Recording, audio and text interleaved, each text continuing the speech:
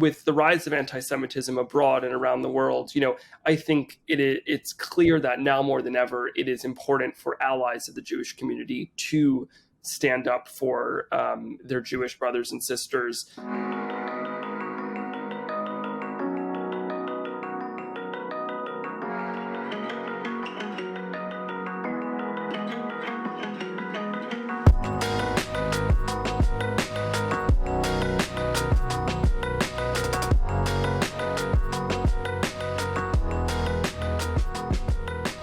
My guest today is Eitan Bernath, the award-winning chef, entertainer, author, TV personality, and activist who has amassed 3 billion annual video views from a global audience of over 10 million fans across social media. Eitan is the president and CEO of Eitan Productions, the principal culinary contributor on the daytime Emmy Award-winning CBS program, The Drew Barrymore Show, which made him the first TikTok star to expand into a recurring role on daytime television. He is also a contributor to The Washington Post, Food and Wine, and Saveur, and his best-selling debut cookbook, Eitan Eats the World, was published in May of last year. He is the youngest person ever named to the Forbes 30 Under 30 list in the 2022 food and drink class. And if that wasn't enough, he is a proud Jew who uses his platform to speak about Jewish pride and to combat anti-Semitism. Eitan, thank you so much for being here. How are you doing? I'm doing great. Thank you so much for having me. Look, it's a real pleasure. And before we sort of dive in to the world of anti-Semitism, I just want to get to know you a bit more. Let me ask you, what first drew you into the world of food? I love eating, which is the true answer.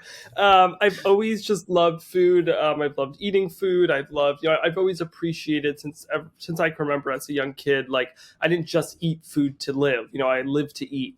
And at a young age, I developed this love of food. I loved watching food media on television, on YouTube, on the internet. And eventually, I kept asking my mom, "Oh, can you make this I saw on TV? Can you make that?" And eventually she's like, "Well, why don't you try to make it?" And so I got in the kitchen and I really just fell in love with cooking, the creative process, being able to watch your food from point A to point C. And also just practically, it was like, oh, wow, if I cook this, I can then eat whatever I want, or to some degree, because I still obviously have to listen to my parents. But that element really, I think, kind of for little Eitan was what made me obsessed with cooking. For sure. I mean, obviously, you are leagues ahead of probably where I ever will be, but I do cook a bit, and I have also found that it opens up a sense of freedom. Oh, I didn't realize I could eat this. I can do what I want to an extent. Yeah. How did you turn your passion into a career? So when I was 11, I competed on the first ever kids episode of Chopped on the Food Network. It was called Short Order Cooks because it was like the first kids episode.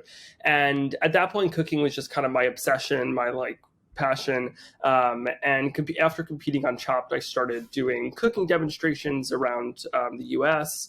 And I started a food blog, an Instagram page, a Facebook page. And I kind of started documenting my culinary journey. And I very quickly was like, oh, wow, okay, I want this to be my business. And so I started monetizing my website, started monetizing my Instagram through paid partnerships with different brands that wanted to reach my audience. And I've kept at it. I'm very much like a workaholic and I'm a very routine person. And so, I started weekly food blogging when I was 11 years old. And right now I've transitioned to doing mostly video, but I kept that up for years. And, obviously now as the market's evolved, I've evolved with how I release, but I've kept up that, very consistent. At this point, I post daily of food content. I mean, you mentioned you've transitioned to video. I think that's an understatement. Your TikTok has over 2 million followers, which is incredibly impressive. And a fair amount of your videos, in addition to food, discuss what it means to be a proud Jew. Now, obviously, this looks different for everyone. So what does it mean to you to be a proud Jewish person? To me, being a proud Jewish person means being unapologetically proud of our heritage, our past, our future, our present, and our future. I think right now we live in a time when not only anti-Semitism is on the rise, but, Jewish knowledge of Jewish history and Holocaust education is at an all-time low. And, the internet is both an incredible thing and and also a very divisive tool. And we as Jews have dealt with anti-Semitism for years, and I think we have to be proud Jews in new ways. It's we not only need to fend for ourselves in real life, whether it's wearing a kippah or wearing a Magen David or other Jewish identifiers, out in the real world. It's important that we're loud and proud also online, because just as loud and proud as we are, there's people who are loud and proud against us. And so I think being a proud Jew today in 2023 to me means being loud and proud on all fronts, and making sure that our history is known, our identity is known, and that we can continue to practice our religion and our cultural traditions in peace and harmony. Exactly, and as you say, it's so important that we know about who we are and our past and our future and our present. You recently did a tour of India, during which time you made a video in which you explored the synagogues of Mumbai. I thought that was amazing. How did you find that experience? It was incredible. So I was in India for 3 weeks, and I had always dreamed of going to India. I love Indian cuisine, Indian culture. My best friend and next door neighbor growing up is Indian, and we grew up in each other's households and each other's cultures with each other's food. And the trip was incredible. And when I was in Mumbai, I really wanted to make sure I got to see the Jewish history. I'm fascinated by, the diversity among us Jews. Here in the US, a lot of people view Jews just as Ashkenazi, white-skinned Jews. But in reality, across the world and even in the US, we're a very diverse people. There's Ashkenazi Jews. I was also just in Ethiopia last week with was last week? It was either last week or the week before that. The times have blurred. With Ethiopian Jews, and seeing those Indian Jewish synagogues was really incredible. The similarities between the synagogues and then also the differences. I found that fascinating. What was similar, what was different, what are the elements of Indian culture that then bleed into the synagogue. And I think just being on the other side of the world from where I live, opening a siddur and seeing the same, if not very similar words in Hebrew, also in in Hindi, or I think there was a different local language. It was truly incredible, and really just a moment to remember the diversity among us Jews. It sounds like an absolutely amazing experience. And as you say, it's really important that Jewish representation across the world is shown. And it's not just this, oh, Jews are all white type thing. So I really love that you show that in your video. It seems that sometimes when creators amass large platforms such as yourself, they tend to shy away from speaking out on topics that may be deemed unfashionable in order to play it safe and not risk losing any followers. Anti-Semitism is not a particularly trendy issue to speak about, in no small part due to the misconception that Jews are somehow privileged and therefore making it seem like they're complaining about nothing, when in fact we both know that the truth is anti-Semitism is dangerous and it can be deadly, and it is rising, unfortunately. Eitan, why have you made the decision not to shy away from discussing anti-Semitism? Yeah, so I think, the way I see it is anytime you stand up for something online or even in person, but if specifically online, you're doing it because there's people that disagree. No one's going online and being like, I support humans drinking water. Of course, there's no one who disagrees that humans need water to survive. So by the nature of needing to stand up for something, there are people that oppose it. There wouldn't be a need to stand up for something if there weren't. And so, anytime on social media you choose to align yourself, whether it's a social issue, a political issue, a cause, something of the sort, you are choosing to take on that risk of the backlash or what can come towards you. And for me, I've grown up in the public eye. I started working in entertainment when I was 11 years old. I'm 21 now. So for me, I've been doing this now for about a decade, and I haven't always on my platform been as loud about combating anti-Semitism. Now, to be fair, I was a teenager. And so like, I also wasn't as knowledgeable. I also was still in high school and learning and figuring out life and gaining confidence. But, as I've grown into myself as a young adult, this is something that's very important to me. And, in general, I've used my platforms to advocate for and to support different causes. And, every time you do so, you have to make a business decision. Because at the end of the day, my platforms are a business. I have employees whose salaries I have to pay. I rely on the income from my business. It's a business. At the end of the day, I don't run a charity, I run a business. And all other content creators and people in public eye, they run businesses, not charities. And so you do have to take that into account. And the way I see it with combating anti-Semitism and standing up for the Jewish people, or whether it's advocating for Israel, is I will be Jewish until the day I die, and anti-Semitism will affect me until the day I die, and it will affect my children and grandchildren, and so on. And so the way I see it is that whatever risk comes with it, and it does. I mean, most times when I post, whether it's about the Holocaust education or about combating anti-Semitism or Israel, I lose many, many thousands of followers, and get, thousands and thousands of hateful messages. I have grown a very thick skin from doing this since I was, a kid. But that does come with the territory. I mean, as I'm sure unfortunately, being an online Jewish creator, you probably will receive anti-Semitism. The first couple of times this happened, did this catch you off guard, or did you think this could happen? I think for me, I expected it. Anti-Semitism isn't new. What's new is the mass communication tools that anti-Semites now can use to spread their anti-Semitism.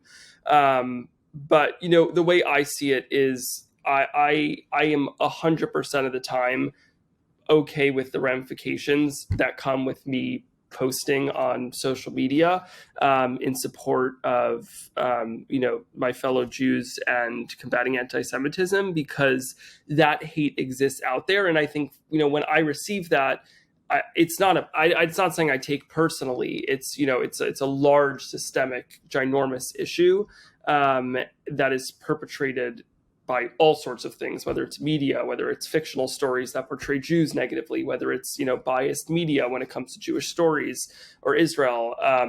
So, I think for me, it wasn't surprising, but I think, it's never fun, getting messages or getting death threats for, various things I post about being Jewish, or, like very scary, awful messages and comments isn't enjoyable at all. And it's sad that exists out there. But, I believe that the positive effects of advocating severely outweigh any negative effects it has. And then also on me, like, I expect it. Like, I don't get a message now that's like, oh, you're a dirty Jew, like F you, like that does, like, of course that's coming my way. And so I think for me, it doesn't affect me, but it's definitely scary, obviously, that exists out there. Right. It's interesting because a lot of the time when these things happen, creators or whoever's really receiving it, they may not just want to draw attention to it. They may kind of think, okay, let's report it and let's move that aside and hope it doesn't happen again. Instead, what I like about you is you spoke about how in one video you made a post commemorating the Holocaust and you are inundated with comments saying free Palestine. You explained why this is anti-Semitic. What prompted you to make a video about that incident, and what were you hoping that people would take away from the video? Yeah, so, being a Jewish creator online or in the public eye, you receive comments about the Israeli-Palestinian conflict on everything you do. Now, I'm a believer that, if I make a video about Israel or about the Israeli-Palestinian conflict or in support of the Israeli government or the Israeli people, anything relating to Israel, I am more okay. I do not think it's anti-Semitic for someone to comment free Palestine on a post I make or anyone makes about Israel or the conflict. It's a very complex issue. I consider myself well-versed on it, but it's even more complex than I could even fully understand. And I do believe that, those people, it is not wrong of them to support, who they support. I support the Palestinian people having their own land and self-determination and live peacefully alongside, the Jewish people and the state of Israel. I'm a firm supporter of a two-state solution. However, where it becomes anti-Semitic is when people comment Free Palestine on a Jewish person's post that has nothing to do with Israel or the Palestinian people. And the reason for that is because Jewish people, someone being Jewish has nothing to do with the actions of the Israeli government. That is just not, you cannot equate every action of a Jewish person. And the way I say this is, let's say you imagine a Chinese person is posting a recipe for the Chinese New Year of whatever dish they're making traditionally for their family. Could you imagine if someone commented on that, free the Uyghur Muslims, or like or comments, going against, like speaking against the Chinese government and like, how dare you Chinese people do this to the Uyghur people? That would be so insanely xenophobic. That would be racist. That would be bigoted. That would be extremely inappropriate. That is exactly the same when it comes to Jewish people and people commenting Free Palestine on their posts. It is exactly the same. Now, for some reason, it is treated differently, I believe, in a lot of society. People think that, if a Jewish school has an event, that it's appropriate to protest outside, in support of the Palestinian people, when it has nothing to do with that. That is the gist of it. Imagine any other ethnic group celebrating their ethnicity or religion and getting those type of comments. It's just, it is a form of anti-Semitism, and it is not okay and needs to be called out. And unfortunately, it is rampant. Well, you're exactly correct. And holding Jews accountable for the actions of the Israeli state is one of the 11 examples of the IHRA definition of anti-Semitism, the international definition of anti-Semitism, that qualifies as anti-Semitism, and it's enough of a prominent thing that it has to be said, because it happens quite a lot. Also, to add, what I think is an important distinction is, I, as an American citizen, support the existence of America. I support overwhelming majority, not going to say overwhelming majority, I support a lot of things America does. I don't support probably about 50% of the other part. America, the United States of America, is a very polarized country right now. Politically, basically everyone on either side of the aisle agrees with about 50% and disagrees with about 50%.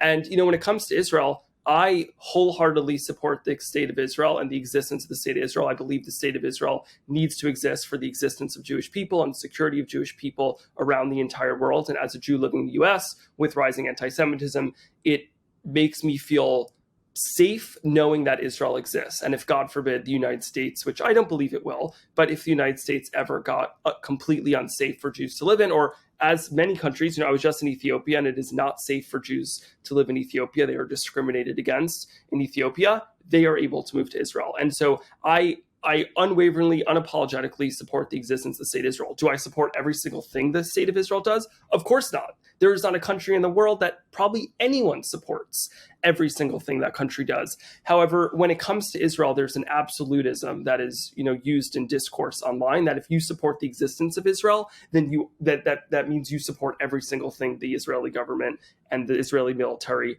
ever do and ever will do, which is not something that is put on any other group of people in the entire world. No one looks at a Chinese person or at a person from Iran or a person from any country on earth whose government does things and holds them accountable because they support the existence of that state. And that is one of the reasons why it is so important to call this out, because it is only done to the Jewish people. Period. Right, and you're actually touching upon another example of the international definition of anti-Semitism there. You're an expert here, which is to treat Israel with double standards in a way you wouldn't with another country. As you say, people don't really question the right of America to exist. I want to ask you about this. You recently spoke with the second gentleman of the United States, Douglas Emhoff, about the rise in anti-Semitism. What was that like for you? Yes. So the second gentleman, being the second gentleman, not only the first male spouse of a president or vice president, but he's the first Jewish spouse. And I take a lot of pride in that. And, seeing him in his position, is really inspiring, and representation matters. And he's a great example of that. And, the second gentleman uses his platform in a really great way. And actually, I just saw him earlier this week at the White House's Jewish American Heritage Month reception. I was sitting right behind him, and we schmoozed for a bit. He, to me, is a really great example of someone who is, was given a platform. He didn't, sign up to be the second gentleman. He is married to the vice president, and he kind of, fell into this role. And, I really enjoyed my conversation with him. And, he did lead a roundtable a few months back with different members of the White House and with Jewish leaders throughout the U.S. About anti-Semitism and how to combat it. And actually, the United States, through the White House, is releasing a strategy, I believe in the next week or two, about how they plan on combating anti-Semitism. I believe it's like a 4-part strategy. They were telling me about when I was there. And I think my discussion with him was very important because, anti-Semitism can't just be fought by Jews. It needs to be a large approach. Everyone needs to care about it, in the same way that anti-Black racism needs to be, fought against by everyone, not just members of the Black community, the same way as xenophobia needs to be fought against, not just by people in the Asian community. That's the key. The government needs to care about it, and I think him using his platform to bring that attention is really incredible. It's interesting in the United States right now because there's a rise in anti-Semitism across the world, we're seeing, but certainly in the United States, where I believe in October, shortly after Kanye West's rampant anti-Semitic vitriol, President Joe Biden had to make a public announcement to say, just to remind everyone, the Holocaust is not fabricated. The Holocaust did really happen. As someone living in the United States, a Jewish person living in the United States, what are your thoughts on the rise of anti-Semitism more generally? How does that make you feel when it gets to the level of a presidential announcement? Yeah, that was, I think, very upsetting for the president to have to make it clear that the Holocaust happened and was real. It's deeply concerning and scary, I would say, that there are people who feverishly try to minimize the Holocaust and even deny its occurrence.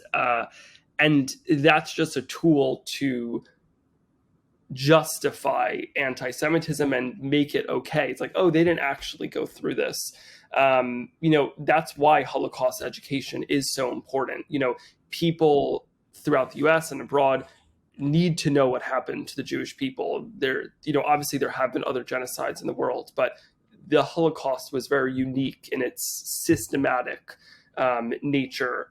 And, with the rise of anti-Semitism abroad and around the world, I think it's clear that now more than ever, it is important for allies of the Jewish community to stand up for their Jewish brothers and sisters because the people against us are loud. I one time got a comment on one of my posts when I talked about being a loud and proud Jew. It's like, well, why do you have to be loud and proud and Jewish? And it's like, and this is something I said to the second gentleman, the people who hate us are loud and proud that they hate us. They're not quiet. They're not whispering, oh, we don't like Jews. They're screaming it.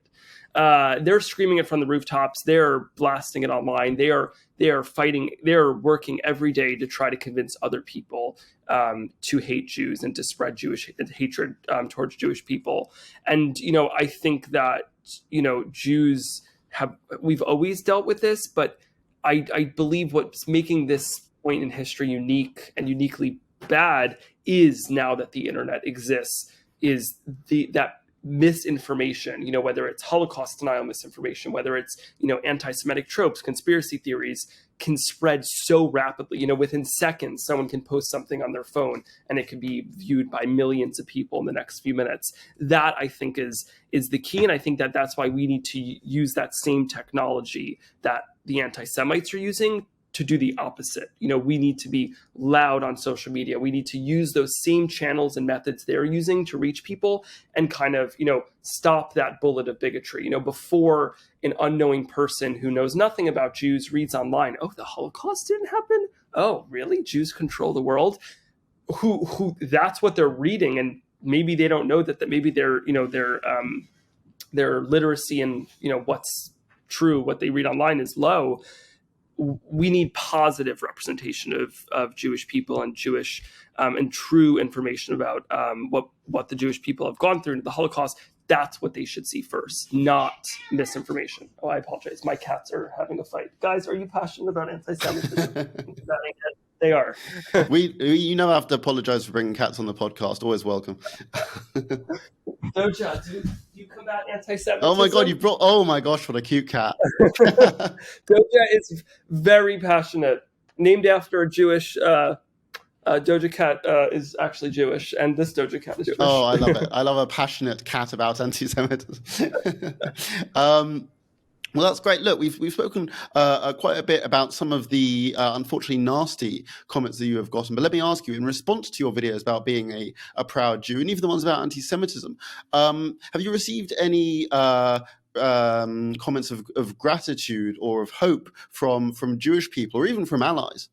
Yes. No, I receive, just like there's an outpouring of hate online, there's also a lot of support. And, I do get a lot of messages from fellow Jews, thank you for using your platform to stand up for the Jewish people, to provide, this information about Jewish history to the world. And I appreciate that. And it's saying that, I think a lot of people say it's like, oh, it's so brave of you. And like, I appreciate that sentiment, but I really encourage anyone to use whatever platform they have, whether your platform is, you do a club after school with kids that aren't Jewish, who maybe know nothing about anti-Semitism, and, bring it up, have a discussion with them, explain to them, why it's important. I think something that also is, not known is the direct links of anti-Semitic rhetoric to physical danger of Jewish people. It's no one questions whether or not, the anti-API hate directed towards the Asian and Pacific Islander community during the pandemic relating to COVID, whether or not that was a direct link to all the, physical hate crimes and attacks on the API community. No one disputes that.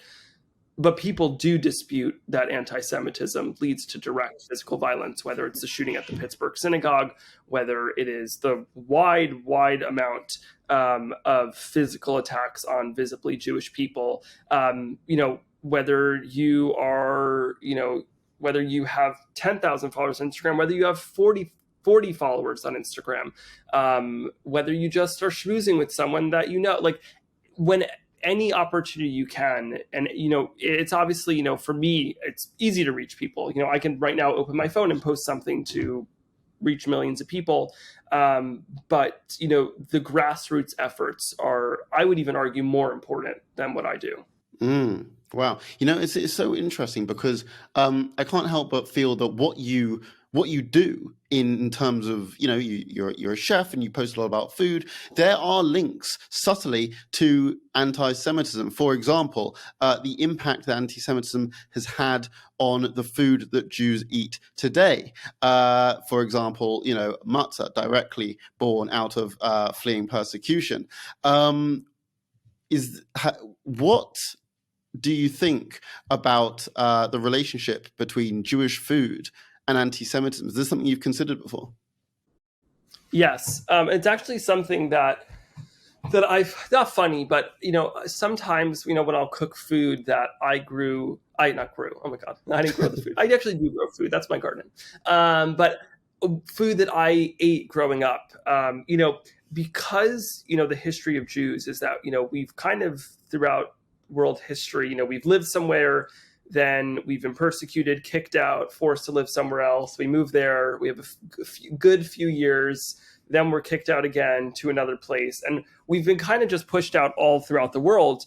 And so nowadays, as Jews, Jewish food is so diverse. I was just in Ethiopia, and I cooked, well, actually I cooked in Israel after Ethiopia, but with some Ethiopian Jewish women. I learned how to make dabo, which is their bread they eat on Shabbat, their traditional Shabbat bread, kind of like we have challah. And, that's their Jewish food. But then, there's Mizrahi Jews who have their own Jewish food. And so I think, growing up in a Jewish community, I grew up in Teaneck, New Jersey, in a mostly Ashkenazi Jewish community, but there was definitely diversity. There were Mizrahi Jews, there were Sephardi Jews.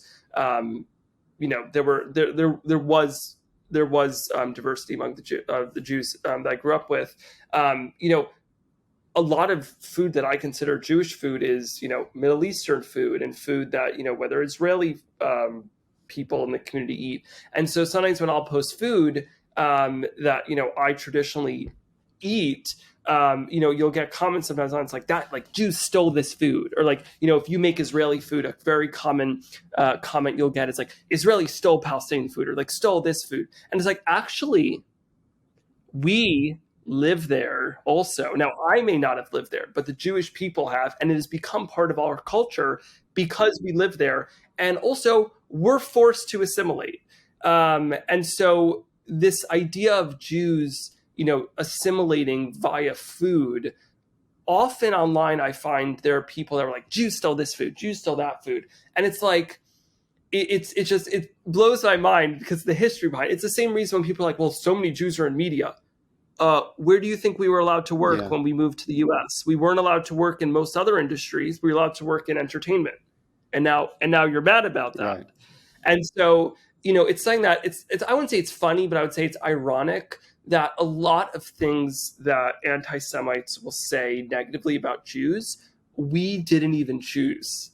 We didn't necessarily choose to all work in entertainment, or not all, but a lot of us work in entertainment. That's what we were allowed to work in. We didn't choose to have such a diverse food. I'm sure we would have been very happy chilling in the land of Israel for the last 3,000 years, just eating food there. But no, we were kicked out and sent all over the world. And so it's something that I always find ironic with anti-Semitism is a lot of the beliefs are things that have been done to us, not done by us. Yes, done to us, and then we get the blame for it still.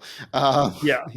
Eitan, I want to ask you a question now, which I ask all of our guests, which is, if someone who is not Jewish approaches you and says that they want to help in the fight against anti-Semitism, where should they start? I think the first thing they should start with is making sure they're well-versed in it, reading up on anti-Semitism, understanding, okay, what was the Holocaust, like truly understanding the extent of the Holocaust, learning, about the death camps, the concentration camps, the Einsatzgruppen, getting well-versed in Holocaust education, I think gives a good context to a lot of the current issues. And then I think, listening to Jewish voices out there and, not telling Jews what the problem is, but listening.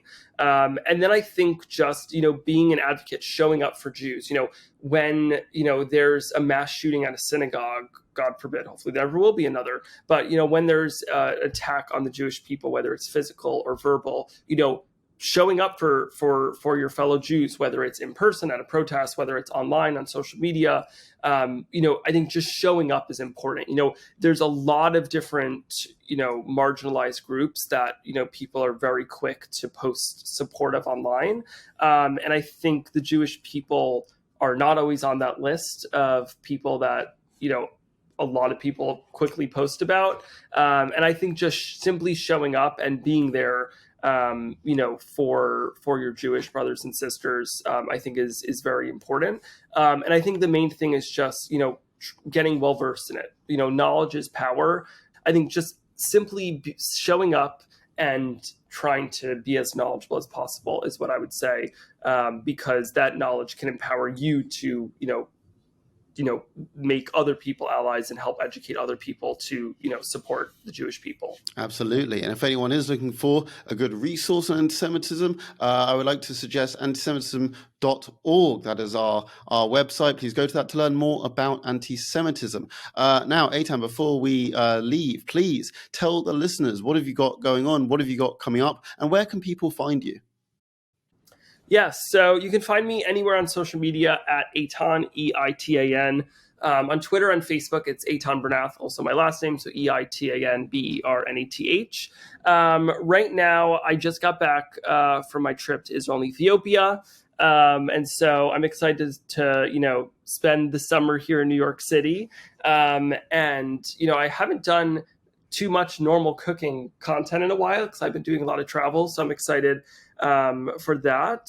And yeah, just, continuing to, expand in different ways across social media and finding new fun ways to both entertain people, hopefully you'll learn something in the process, and share my love of food. And of course, also, I try to, from time to time, sneak in some education about, Jewish history and, combating anti-Semitism, but a lot of fun food. I like to have fun. I think talking about these topics are important and necessary, and the key to Jewish security. But at the end of the day, the core of what I love to do is have fun in the kitchen. Absolutely. Eitan, I think what you're doing is tremendous. Eitan Bernath, thank you so much for coming on Podcast Against Antisemitism.